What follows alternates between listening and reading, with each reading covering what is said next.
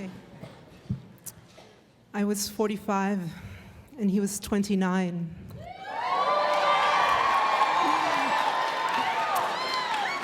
We met in a French medieval village called Bruniquel. And after 4 days of debate, I decided to go out with him. I couldn't resist him. He was the most extraordinary partner I have ever had. He was I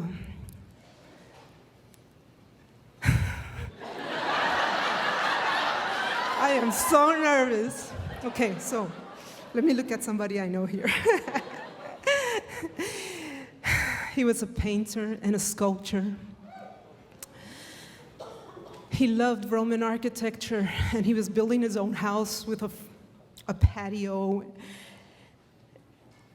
and a fountain in the middle with columns. He loved nature. He taught me the names and the properties of trees and plants and flowers.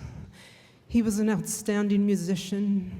He had created his own style of music that was flamenco music and Irish music put together. And when he played that music, it had delicious, indecent effects on me. Everything about him was exceptional. I couldn't believe that a man of his age and beauty and talent could be free and even more be interested in a woman of my age. As time went by, he was more and more exceptional. I couldn't understand really what was happening. We traveled a lot. We went to a lot of festivals where he performed with this group called Kill the Dog. He used to play Irish music. We used to go up and climb in these old churches. He used to have this key ring with old keys that would go into any church, and I'd open, and we'd sneak inside and look at the paintings, and I always wanted to make love in there. And so he started calling me Puerquito. That means little pig in Spanish, because he said that I was defiling all the holy places of France. But he never said no, so I called him Puerquito too.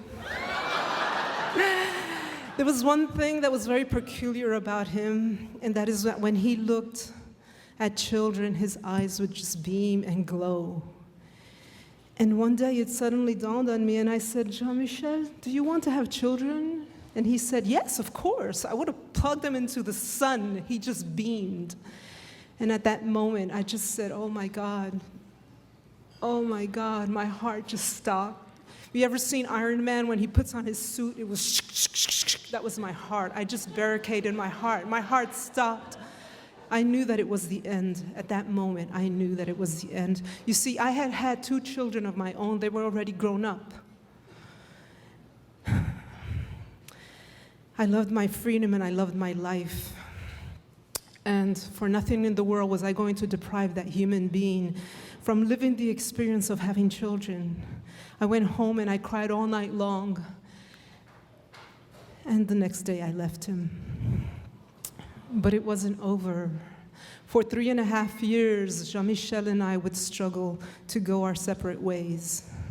We would struggle to talk sense into ourselves. And in his folly, he was ready to give up his dream, and I was ready to give him kids. But we both knew that it just wasn't possible. We could not do this. We shouldn't do this. We shouldn't sacrifice our lives in such a way. So I began bringing girlfriends to our outings in hopes that he would look at them, but he would never look at them. I really didn't know what to do. We couldn't stay away from one another. We'd cry and just didn't know what to do. Our friends didn't understand us, our families even less. And time was ticking. I was almost 50. And then one day I was sitting in a terrace in Toulouse, drinking, and suddenly she walked by. It was magical, irreasonable. It was powerful. I could feel her essence. She had red hair. She was wearing a velour hat. It was a Victorian hat. It was a little bit crushed soft. She was the most beautiful thing walking on two pair of legs. And I walked up to her and started a conversation with her. She was an author for children's books.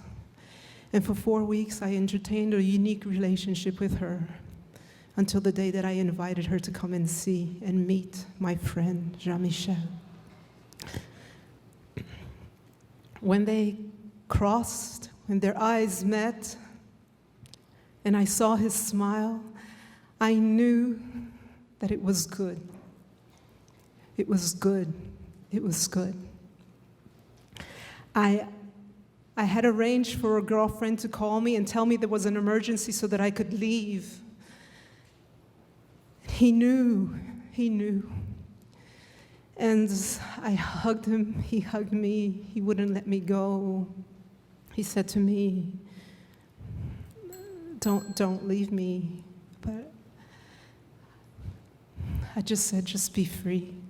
Make your dreams come true, be free. Even without me, just be free. So I turned around to never return. I walked away. They called me the next day. They called me dozens of times. I changed my phone.